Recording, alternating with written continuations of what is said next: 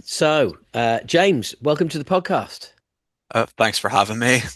Absolute pleasure, mate. Absolute pleasure. Now, I kind of hunted you down on Instagram, um, Sounds because ominous. it does, doesn't it? Yeah, yeah. It's not the first time I've done this. Um, so I can't. I don't know if you commented on an Acid Rain like post or if it was. Can't remember what it was, but I remember thinking.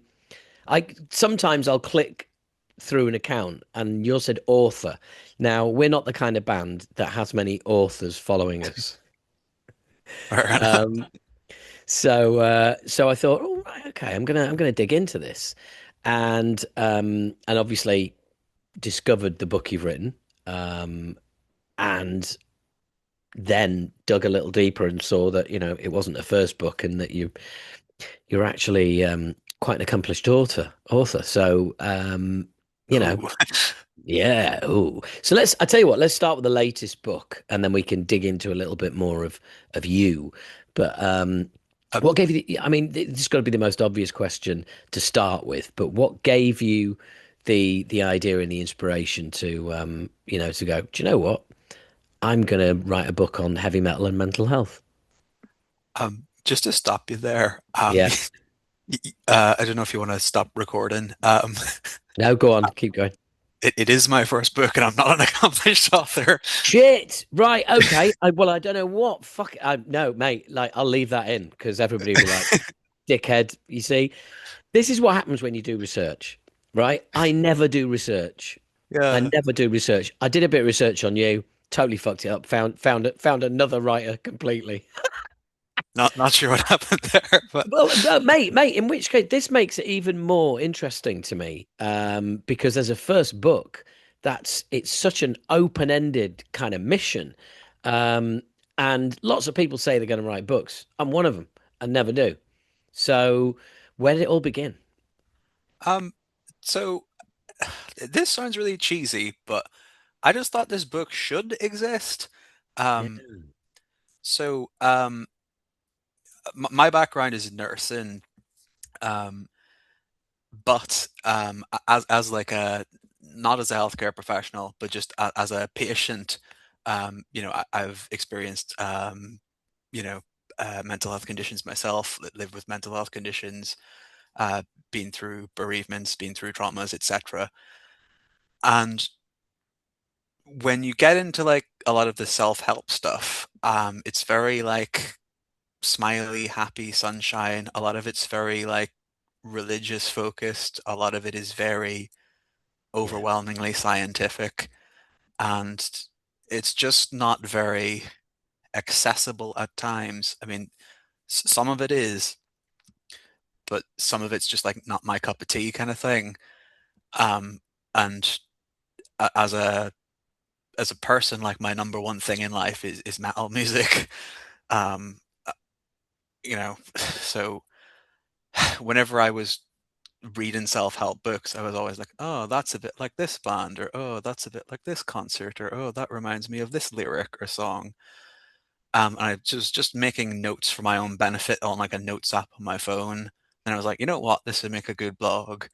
And then like I started writing it in a Word document, and I was like, you know what, this would make like a good blog series. And then like, you know what, this would make a good book. And I was like, well, I can't write a book because I'm just some bloke.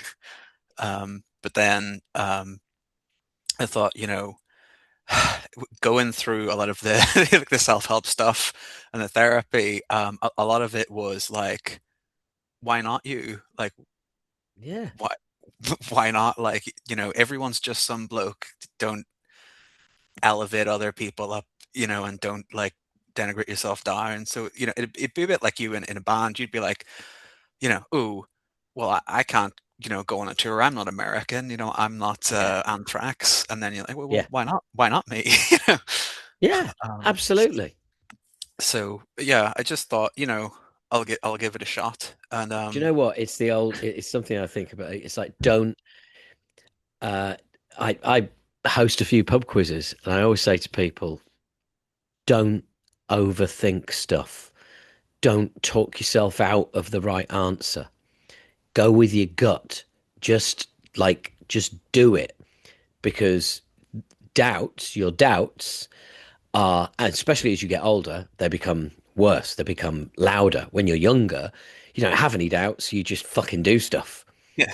But as you get older, you're like, you are that. You do get that. Well, you don't want to be doing that. Voice kind of emerges from nowhere. No matter how positive you are or how much of an optimist you are, there is that voice that appears that goes, "Are you sure about this?" Doubt, self doubt that never existed as a bulgy teenager. Yeah, it starts creeping in. And it stops a lot of people doing a lot of things that, they're perfectly capable of doing. You know, there's a friend of mine always used to say, the only thing stopping anybody is themselves. And Definitely. but that sounds really cool that you had people around you going, nah, go on. Why, Yeah. Um, like I was having group therapy at the time, and one of the facilitators literally said, like, do it. I was like, okay. Like, I don't know.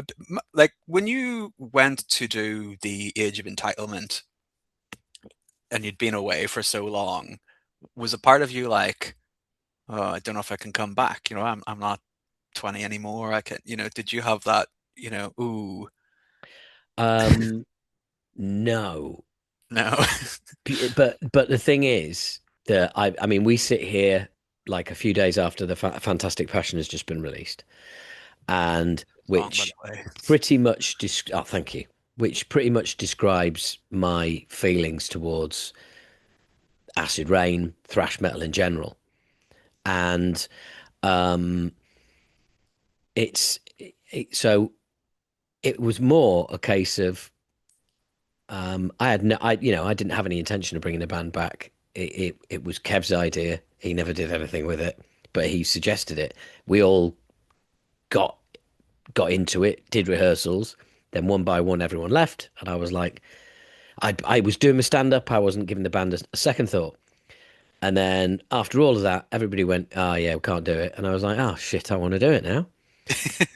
So, so to me, I'm a big believer coming back to sort of mental health and goal setting and things like that. I'm a big believer in setting achievable horizons, setting achievable goals step by step. Yeah. If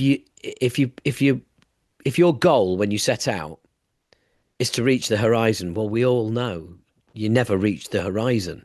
You Yeah. never get there. Now, the goal when we set out was to put a new album out, but it starts with me and the guitarist get a bass player. Then it's get a drummer. Then it's get a guitarist. Then it's see if it works. Then it's record a song as a single so we can announce us coming back with something new. Then it's play our first ever show. Then it's play a bunch of shows. Then it's play a bunch more shows. Then it's do our first headlining tour. Then it's do our first festival. Play Thoughtful Sleep for the first time. Then it's um, all those achievable goals achieved. Right, work on a new album, and then you put the new album out. But it's just looking to do each step. And I also think if you focus on that next step, you will make it the best next step possible, as opposed to seeing it as a stepping stone Yeah. to a larger goal. No, they are all important. Plan of the Damned, recording that and getting that out, that was the most important thing in Acid Rain's career at that time.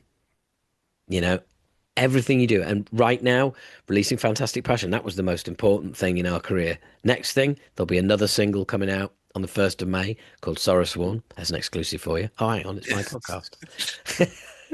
and Put it on Blabbermouth anyway. yeah, yeah. And that will be the most, and then it's the album, but yeah, I just think it's incremental things. Um, and I didn't have any doubt at all because my obsession with wanting to do it overrides any concept of doubt. That's quite cool. That's I did have darts, but once I got the ball rolling, I got really into it. Like before, like say 2 years ago, I would never have like messaged you. I would never have agreed to do this. I would never have um put stuff up on social media. Like I took the lyrics to hashtag New Age Narcissist very, to heart, and I don't want to be like a social media personality. So, I,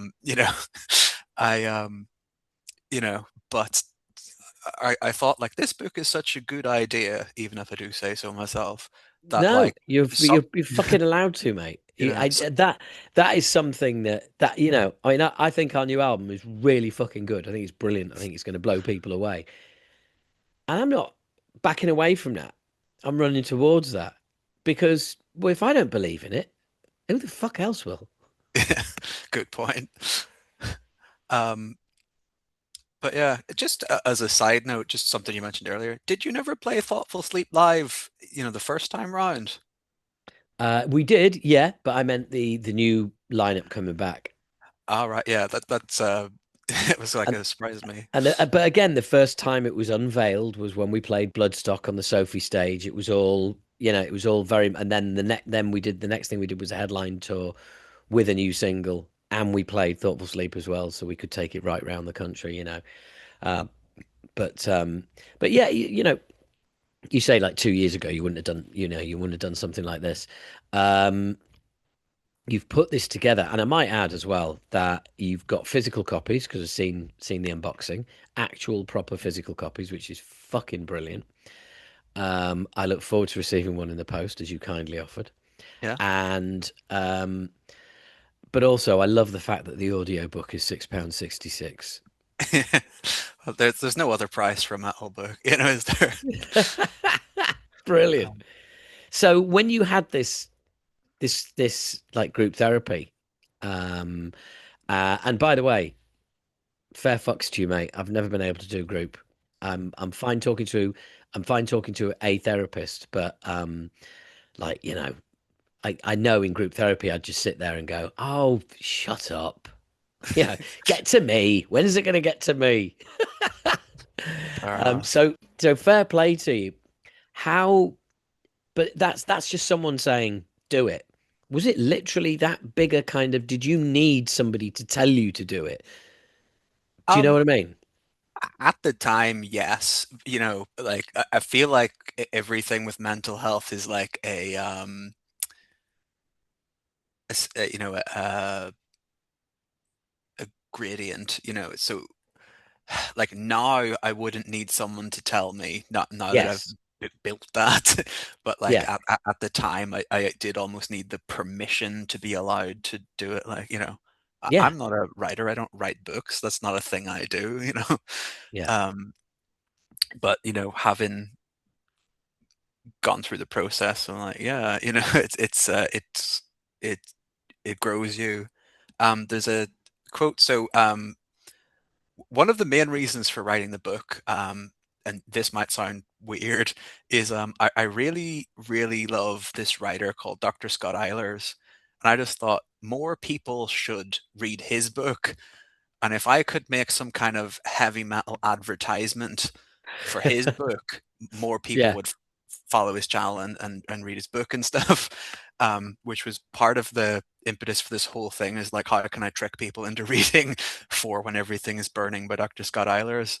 Um, That's it. But that's a really, really noble um goal to have. That really is, because like, my motivation for reading a book would be, hey, everybody needs to hear what I think, you know. Whereas and you're the polar opposite. And I see also that you've kind of roped in a few other sort of heavy metal luminaries along the way and talked to them. yeah, so speaking of the Sophie stage, so 50% of the book's profits go to the Sophie Lancaster Foundation because Brilliant. I'm not writing this book for me. It's not like I have a job. I'm a nurse. I'm not a writer for a living. So the book is there to help people. Like Yeah. Classic British healthcare philosophy, Yeah. healthcare is, not for profit necessarily. Um, but my wife was like, you can't give it away completely for free or no one will buy it because nobody, people download free stuff and never get Yeah. round to it and never read it. It's like No, if you but want people, she was right. She was right yeah, because the thing is, ultimately, whilst we like stuff that is free, free also means worthless. yeah, to So it's like, look, some dude's got 500 pages of rambling about heavy metal and mental health. I'm not, you know, I might download it and never get round to reading it, as you rightly said, or she rightly yeah. said.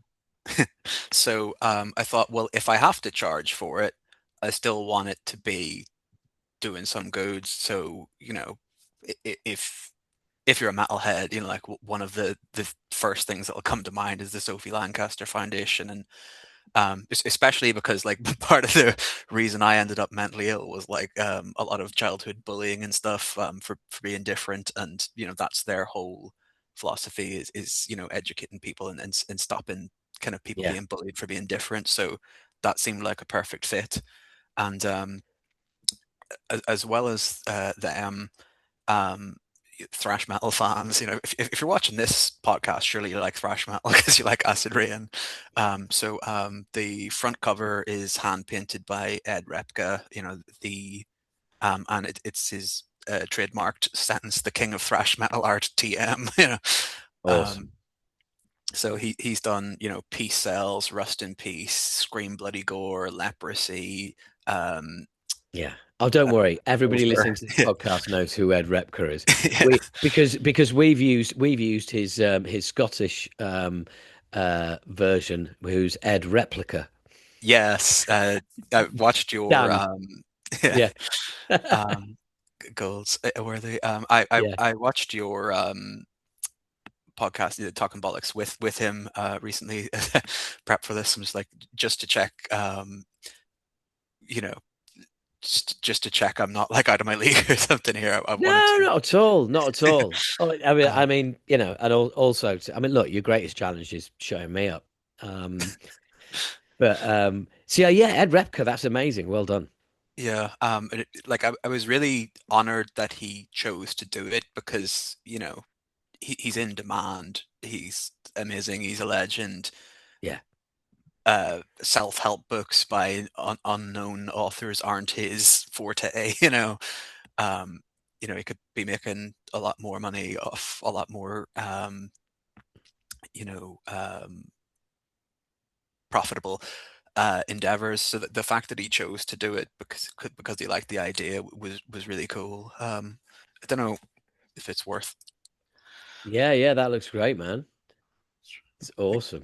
the detail in it. Like, So have you got the I, I don't suppose he gave you the original painting by any chance? you can buy it separately, Ah, which right. I'll do at a later date. But I thought I need to put money into advertising the book and Yeah. sending copies out to people and stuff. So yeah, I'll do that at a later date. But it is if you choose to work with them, that's an option he gives you to buy the original as well. Well, I'll put a link here. I'll put a link in the description. How do you get hold of the physical book? So it'll all come through Amazon Ah, right. Okay. eventually. Just the way Amazon's KDP, that's the self-publishing Yeah. arm of Amazon. The way they work, you can set up a pre-order on digital, no questions asked. But if you put a physical copy for sale, it's for sale that moment. And you can go through other services to get a paper pre-order going, which is in the works for me now. So at the moment, you can only pre-order the digital version, but the Okay. paperback and hardback are coming soon, and they'll be on Amazon eventually as well. Awesome. Raven Records in London, Yeah. the music shop. You've spoken with them on your That's that. podcast. Yes, our friends in common. Yeah. They're gonna stock a few copies as well. See if it sells physical. I've got a few other people, someone in Norway, someone in Scotland, getting a few physical copies out there. And eventually, there's a service you can use called Draft to Digital, or Ingram Spark. There's different companies you can use, but they will put your self-published book on the I don't know what to say this, on the list, Yeah, for bookshops to buy. So like theoretically, you could go into Barnes and Noble in America or yeah, Waterstones in the UK and go, can I order a copy of Mental Health for Metalheads? And it would be on their list, and they'd say yes. But that's all in the works. But yeah. I thought instead of just wait until day one when the book is out and then marketing it, I better like start a few months early so people know it exists, you know? Yeah, so basically what you've done is you've taken a nod from what bands do. You know, they're not just putting the album out and going, "Oh, album's out by the way, everyone." You know, Now it's can we like, play? yeah, yeah, you got to, yeah, you got to drop some got to drop some reminders, and you got to build that pre-order the same way, you know, a band, you know, a label want a band to do is like, yeah, build that pre-order. Absolutely. I've even got bonus tracks because there were some chapters that didn't fit in the book. And you know the way that the record label will put like a bonus track album out in Japan or whatever. Yeah, I've got a few extra chapters that I can, you know, if anyone likes the book and wants, you know, more, I've got a few extra chapters I could send later. But brilliant. I thought it's better to have a solid book than it to be too overwhelming because it's, you know, it's already basically a double album. Most self-help books are like 250 pages and this one's 500. Wow. um, and that's not because it's unfiltered and unedited and like I didn't put any thought into curating it. It's not just like a stream of consciousness. It's that I thought instead of waiting a year and putting another book out and charging you again, I'm just going to do it all in once because again, I'm not an author for a living trying to make money off it. Like this is literally for the good of humanity. If that doesn't sound too cheesy. Not at all. Not at all. Um, Um, and to get to the nitty-gritty of the book, um, is that, you know, is there a particular journey you're going on? Are you broken down into chapters, you know, regarding various stages of mental health or how people might be feeling, or, you know, is there is it, you know, is it a self-help book? Are you literally saying, hey, if you feel like this, you know, listen to this album? um, so yes and no. So there are music recommendations in it. Funnily enough, you mentioned Thoughtful Sleep earlier, so there is an Easter egg for Thoughtful Sleep in this book. I Oh, told good you when you Lord. messaged me, I am an Acid Rain fan. I'm not blowing smoke up your ass. I tell you what, Uh, though. I tell you what, though. A song about teenage suicide is probably not the best one to listen to. no, but it is on topic, you know. Yes, true, Um, true. so with regards to the structure of the book, um, so there are individual chapters that can all be read separately. Um, so think of it Yeah, as like a there's play. no narrative. So there can be and there cannot be if you want. So think Okay. of it like a playlist. So it's a curated playlist. So like, you know, if you go on the streaming service and you go like metal gym bangers, so they're all like 3 minute songs you could listen to in the gym, but they're all by Yeah, different bands. that is the fucking playlist I do not want to hear. Yeah, well, Yeah, find that classic 80s bullet belt yeah, playlist or absolutely. whatever. Yeah, absolutely. Yeah, So they're all different thrash bands. You know, you've got Dark Angel and Death Angel and Iron Angel, all the Angels. So they're all separate bands, but it's all thrash songs in the one playlist. So the book, each chapter is like a different thing you can do to look after your mental health or like options within that theme. And you don't have to read the book from page 1 to page 500 in order. You can go, well, I don't have a problem with anger. I'm not going to read the anger chapter. You can go, I have a problem yeah, with insomnia. I'll read the sleep chapter. Or I have a problem with self-harm. I'll read the self-harm and suicide chapter. Or I have a problem with the way I think. I'm going to read the CBT chapter, etc. So it's kind of like the greatest hits of therapy, self-help, yeah. neuroscience on the theme of mental health, etc., all in one place, but then translated into metal. So But CBT, cognitive behavioral therapy, I mean, it's a fucking metal band, isn't it? I mean, yeah, it's like how that, DRI yeah, how that is CBT, how they are not a band already is just beyond me. probably will be when we Yeah. finish this. Um, so yeah, I've lost my train of thought there. So yeah, different chapters on different things translated into metal. So just as one tiny example to give you a flavor of the book, so it's I didn't invent, CBT, DBT, ACT, which is ACT, but they pronounce it Yeah. as the word ACT, etc. Um, I didn't invent any of these. These aren't mine. I'm more like a cover band. I'm translating these to you in my words, in a way that is good for your diehard metal fan kind of thing. So Yeah. there's a famous psychological study by Wagner et al. That's like, don't think about a white bear. And the point of the study is to prove that you can't suppress your own thoughts and they just keep coming through. The people doing the study, they got people not to think about a white bear, and it's like, try your hardest not to think about a white bear. Don't think about its fur. Don't think about its claws. Don't think about what it's doing. And you sit there for 5 minutes trying not to think about a white bear, and all you can think about is a white bear. And that's the same, with your own negative thoughts. Like, try not to think you're a loser. Like, such a fucking loser. Like, try not to think something's gonna go wrong. It's totally gonna go wrong. So like, suppressing your thoughts doesn't work. That's like trying to push a buoyant balloon down into water. It just like bounces back up. Um, and I've like translated that into, don't think about Ozzy Osbourne. Like, don't think about his hair. Don't think about his glasses. Don't think about him going, Sharon, what are you thinking about right now, Howard? You know, Yeah. if you're anything like me, you're thinking about the Prince of Darkness. So, um, and different things. So the inventor of ACT, or like one of the inventors, Stephen C. He has a thing about the passengers on the bus, and it's all about living a valuable life, or living a life that you value. And it's like, imagine there's a bus, it's driving west or whatever, and the passengers in the bus start, shouting at you like, "Turn this bus around, or I'm gonna kill you!" Like, "Oh my God, I'm gonna scream if you don't turn this bus around," or whatever.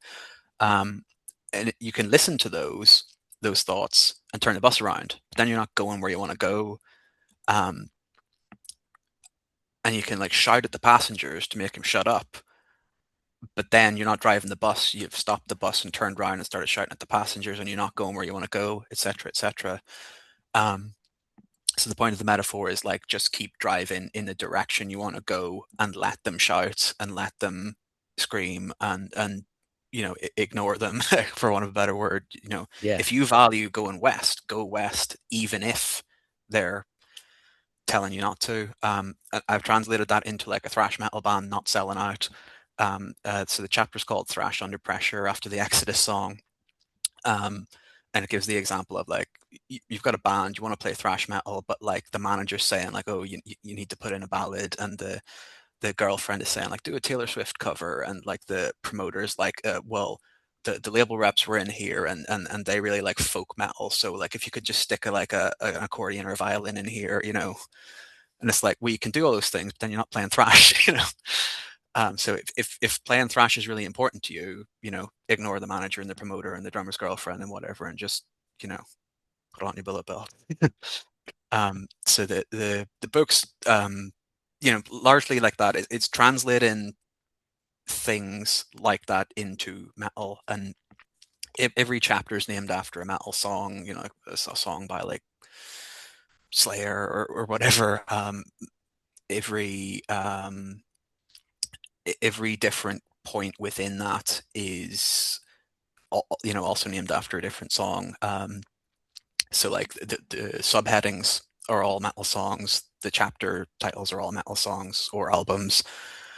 Um, and then there'll be topics or analogies or comparisons to things like, in CBT. Um, Which I there's know there's well. Yeah, which you know well. So there's a cognitive distortion or like problematic way of thinking called fortune telling, which is, where you assume the worst is going to happen, and you think you can tell what's going to happen, and you focus on the future, and you're not, you don't actually know what's going to happen. So the point is, don't try and predict the future. Yeah, Um, but when I'm explaining that, I use the example of the time, was it Anthrax, Metallica, and Raven were all doing a label showcase. Metallica and Raven both got signed, and Anthrax didn't.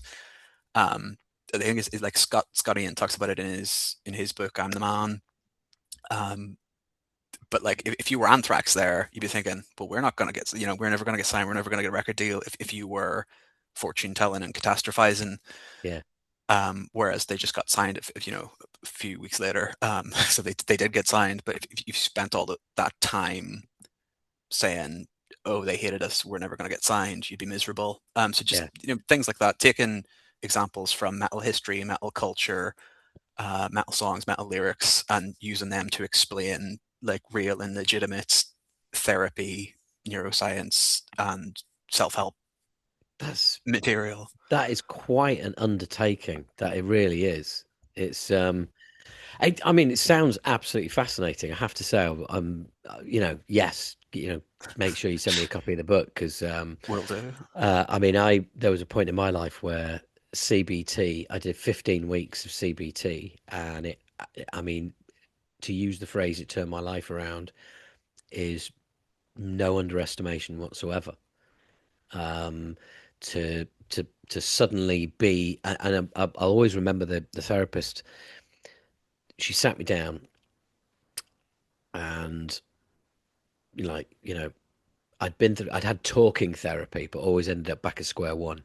Mm, And I said to the person from the NHS that interviewed me initially, when they decide what kind of, what kind of therapy they want to recommend, I said, I keep back, and I want to treat this. I want to treat the problem. Yeah, I want to treat the cause, not the symptoms. And talking therapy just seems to be talking about the symptoms. mm, And I remember the first session where she just explained, she said, look, basically your your mind is a toolbox. And as you get older, some of the tools that you've always relied on stop working.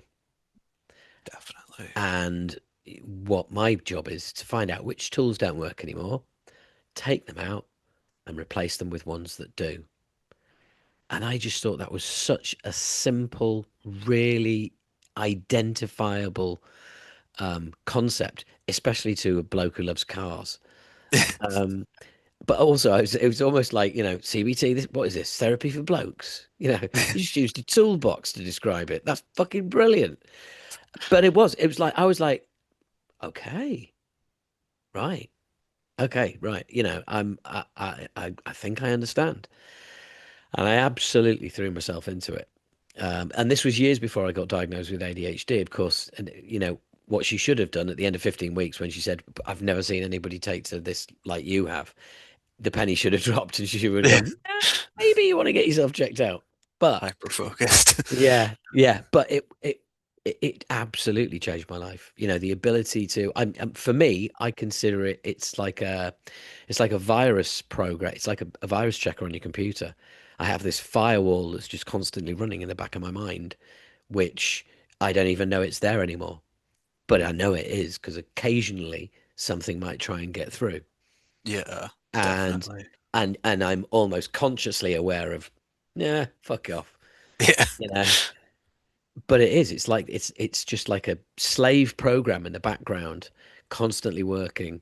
And it's not necessarily, well, it's nearly always negative thoughts, isn't it? But sometimes it's all it doesn't have to be negative. It could be just like, oh, why don't you go and buy some weed? Or, it's like just anything that's unhelpful.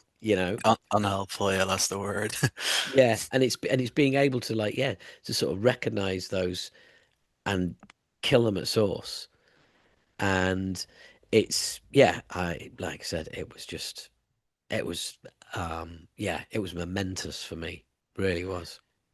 I'm encouraged that you said like, well, someone explaining it like a car made it work for me because that's basically the goal of this book is like somebody Exactly. explaining it like Yeah, metal would make it work yeah. for me. Well, funnily enough, you see this. That's the art, or that's the art from the man who became himself, which Is was our that the second. one where you, sorry to interrupt, carry No, on. sorry.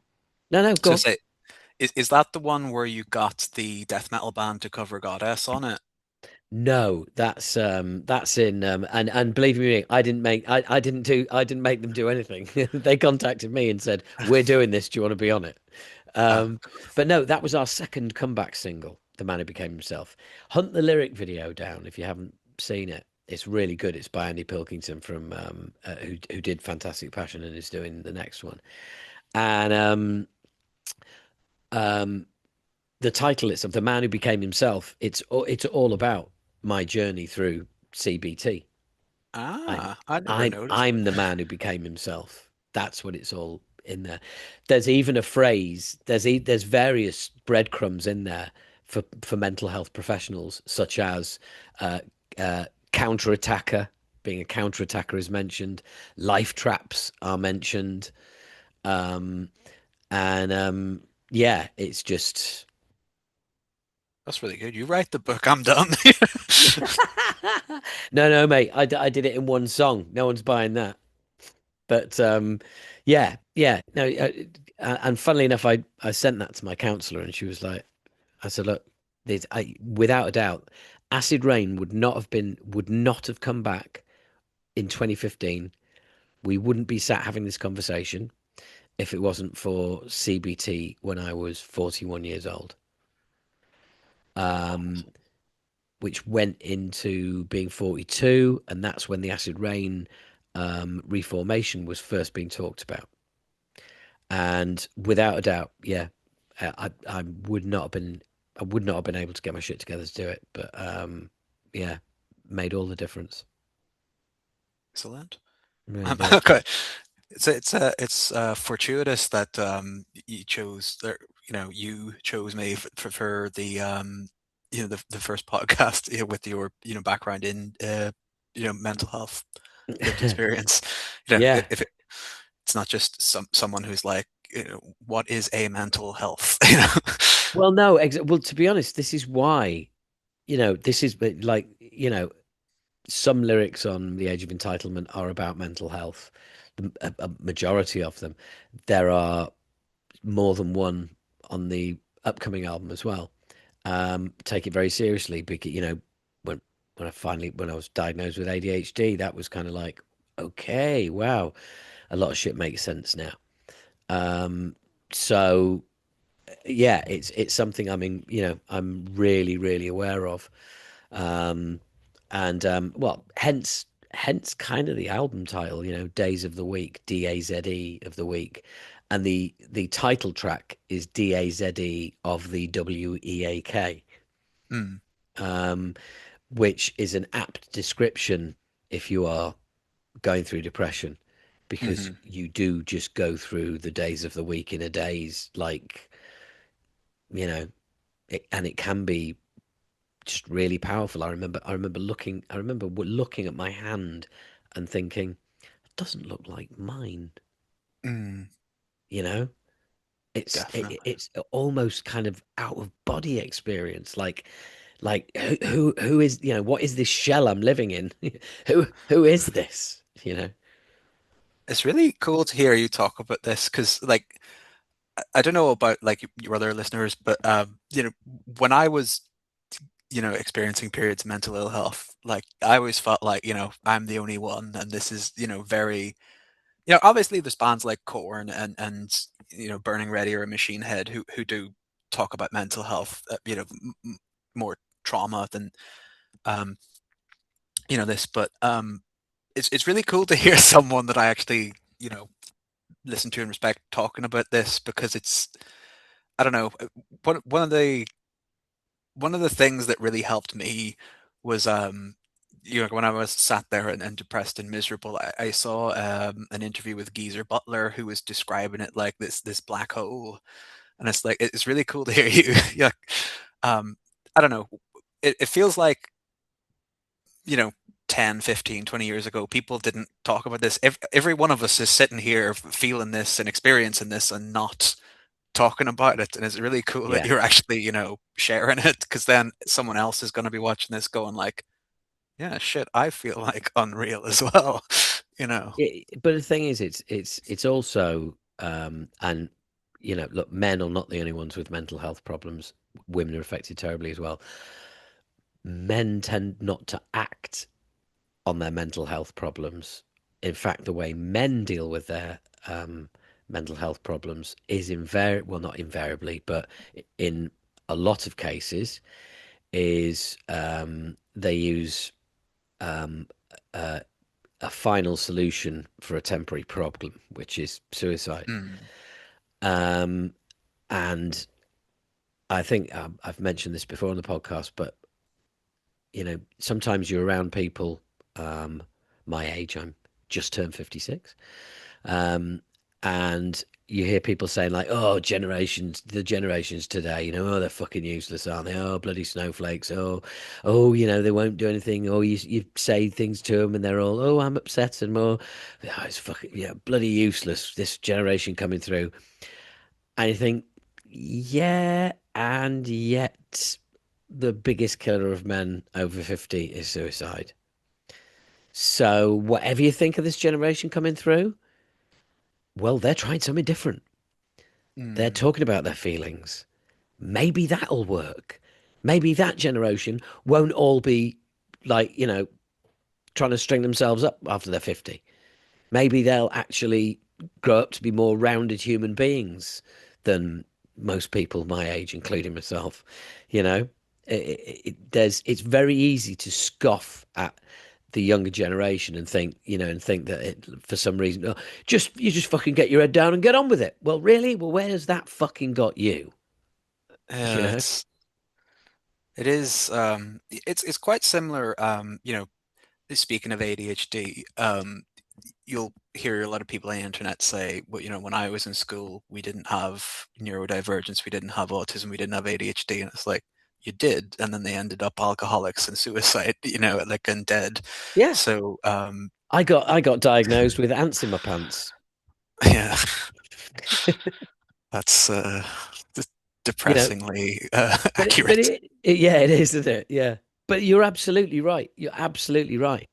The volume of the thing that like the volume of undiagnosed ADHD prisoners in our prisons is like fucking ridiculous. It's like over 60% or something. Mm. Um, Wasn't Ozzy as well? He was undiagnosed ADHD when he went to prison for shoplifting. So just to keep it metal. Sorry, I can't help myself. This is how it ended up like this. Just No, look, I mean, the thing is, and the thing is as well is that I've had people ask me, say like, oh, yeah, so what is ADHD? And you say, well, like you expect, it's like, well, leaving the house off, I've got my garage key to go and get my car. All right, okay, get out. Oh, fuck me, I've left my phone behind. I didn't keep it. And I'm, oh, I leave the house and forget things. Maybe I've got ADHD. And at that point, you just want to smash them over the head with a piece of wood. Um, because what they don't realize is like, okay, so how often does that happen? Oh, it happens all the time, at least 2 or 3 times a week. 2 or 3 times a week. Happens to me 2 or 3 times a fucking day, sometimes an hour. yeah. You know, and it's I don't actually describe. If somebody said to me, "So what is it?" I just go, "Just fucking look it up. Just look it up. If you really want to know, just look it up because I'm pretty sure anybody who says that to you, so what exactly is your age? They want to pick holes in it. The Mm, reason they're asking you is because you want to tell them some of the things and they're going to go, well, blah, blah, blah, and blah. And it's like, no, it just doesn't work like that. It really doesn't. And the thing is, I mean, I said I don't do group. I went to one group ADHD session, which, as you can imagine, it's like, that's a fucking experience. And I came away from it going, I don't ever need to go to another one of these because I've got my shit together. I was I was one of the lucky ones. You know, there was people in that group who were visibly fucking paralyzed with it. You know, people who'd had horrendous experiences who were still every day's a challenge. I just came away from it feeling like a bit of a fraud, to be honest. It's like Well, feeling like I didn't have enough ADHD. I think, even if you didn't get value from the group itself, there's real value in having that experience and Oh then yeah, being no, it being was a able to massively reframe your own. Yeah. no, it was yeah, it was massively beneficial. It was massively beneficial. And the thing is, let's be honest, the old oh, there's already somebody worse off than you is no, you know, is absolutely one of the worst things you can say. It's just least it's like there's always someone worse Invalidating. off than you. Yes, but I'm not them. I'm me, you know. Yeah. Yeah. But it's also that um where people they think they're empathizing. Oh, that happens to me as well, maybe, but they're minimizing. Mm, that's a And good way to put it. I found it really, really grinding my gears with people I knew, with members of my family.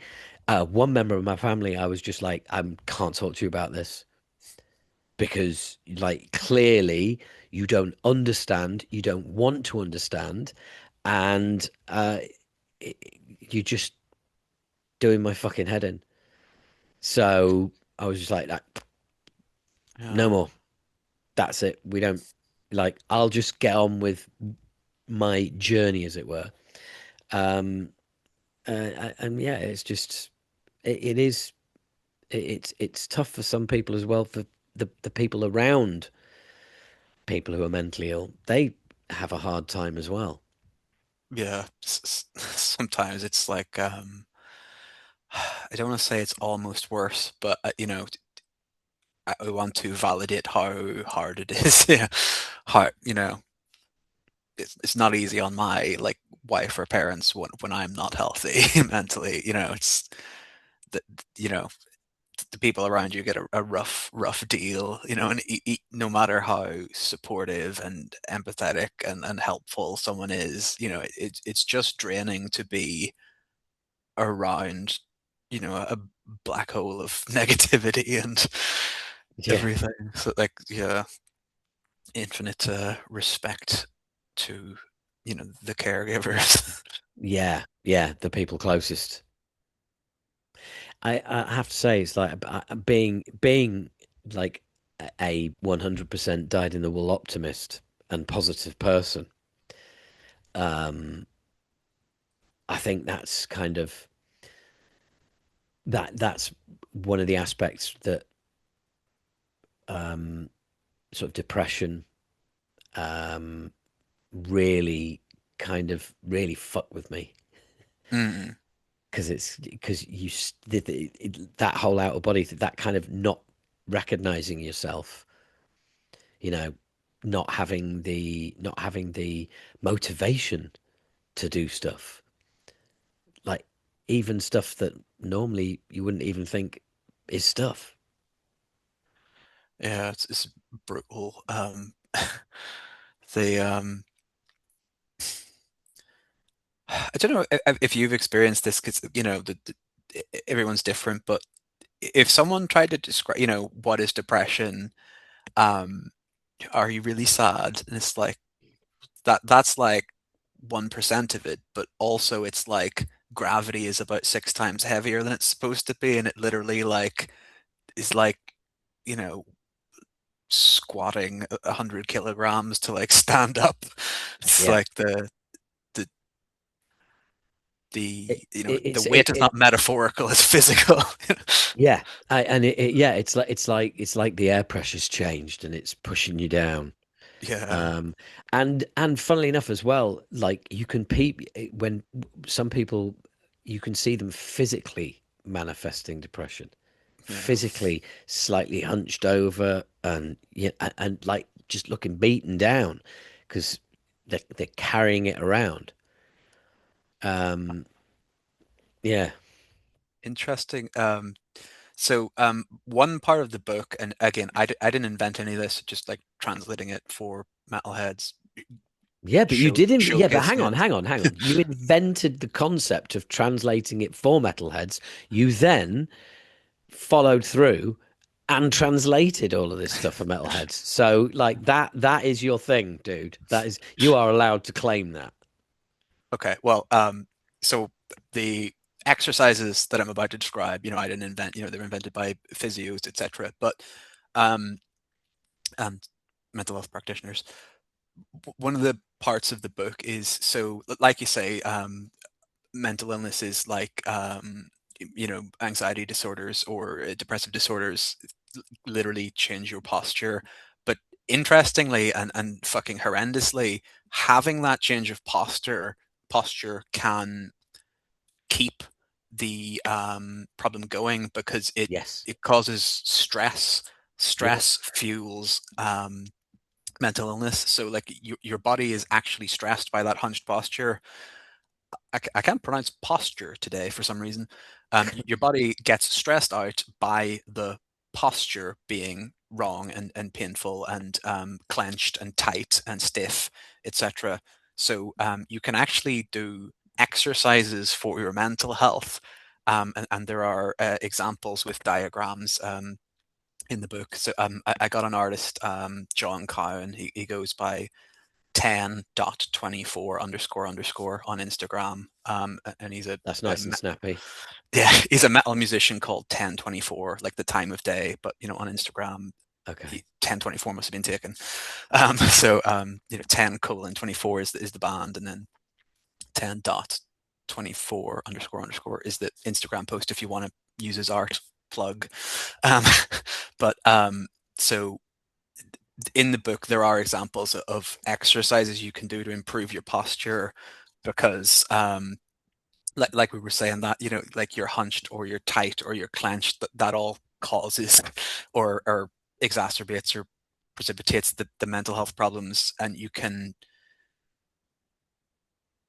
stop that cycle by physically fixing your so like I have been like the hunchback of Notre Dame for most of my life, and I have to do physiotherapy exercises every day to like stand up. If somebody said stand up straight, I did Yes. not know what that means because like I am like the letter R. It's just Yeah. how I've been for my whole life, and like now I'm constantly doing different yoga or physio or somatic therapy exercises to actually not be the letter R and try and Yeah. be like a uppercase I. Well, I've always been a runner. Go running, you know, several times a day, a week, whatever. Um, and about 2 years ago, pulled my calf muscle quite badly, and it's taken a long time. It's taken nearly 2 years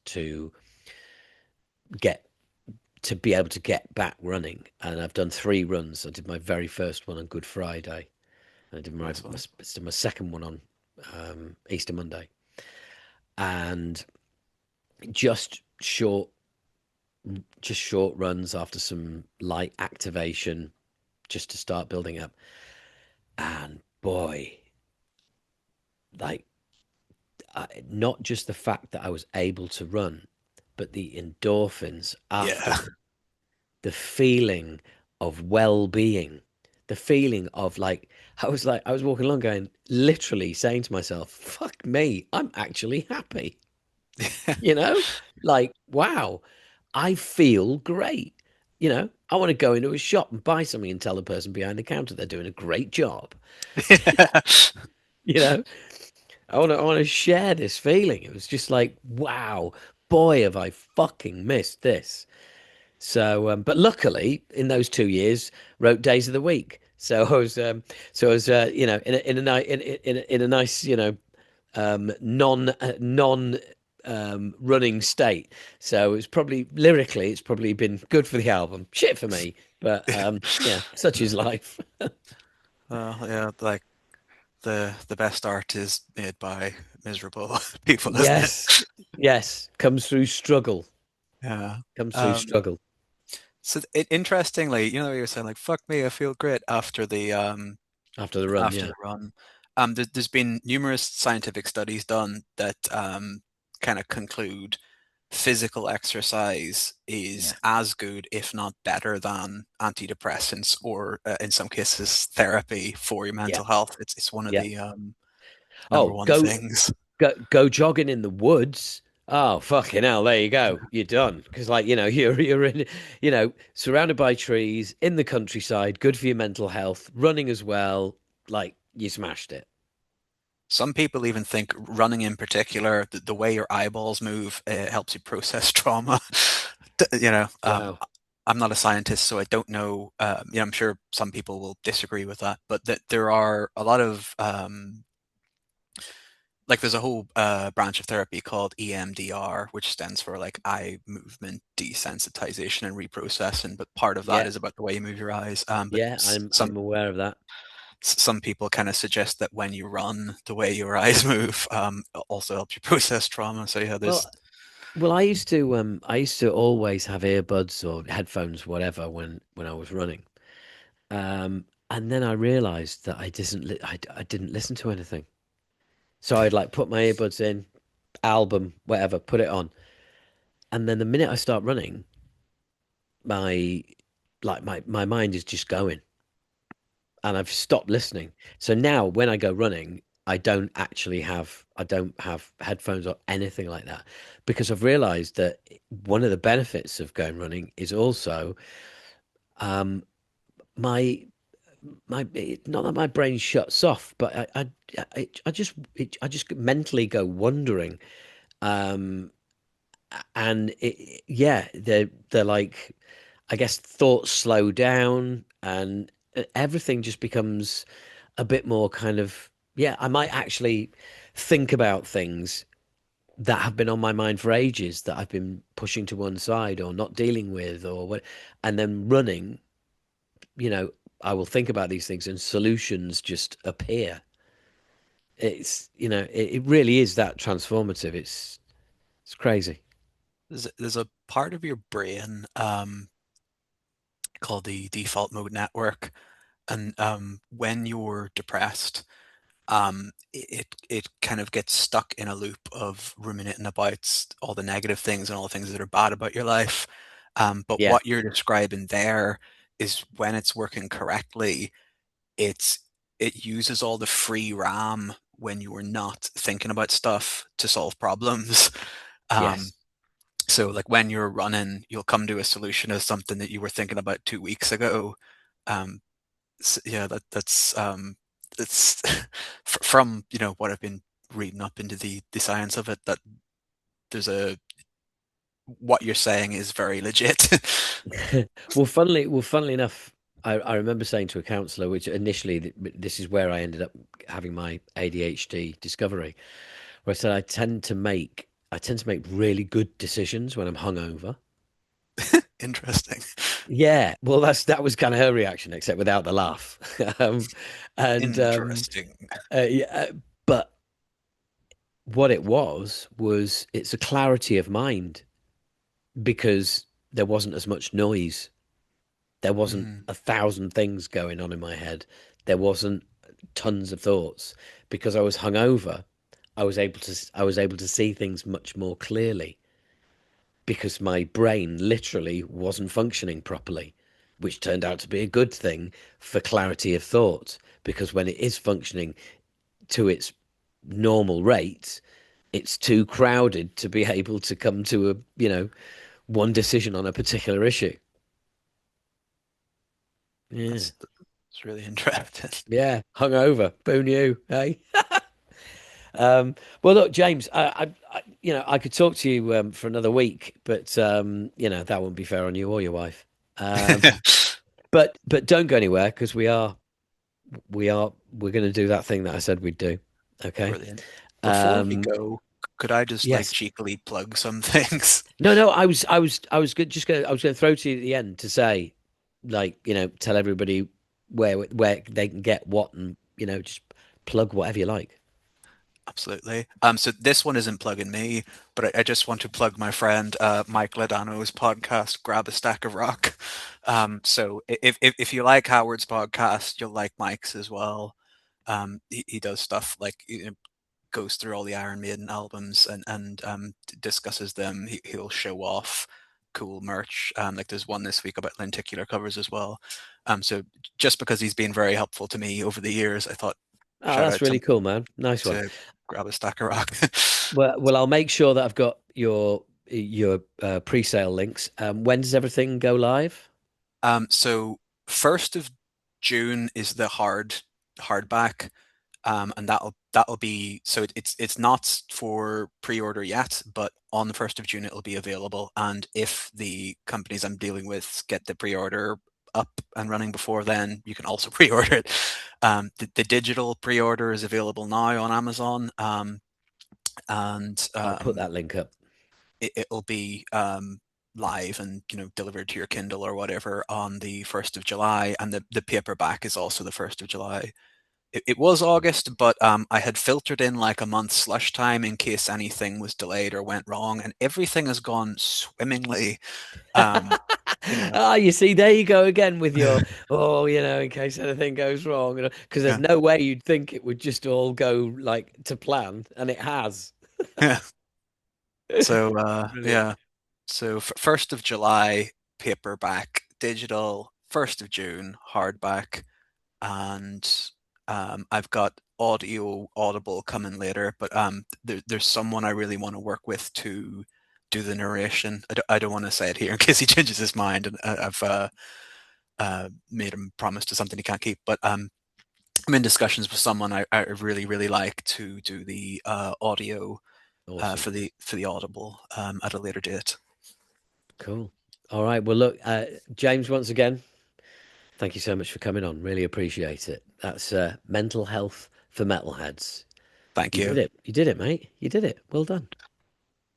Thank you.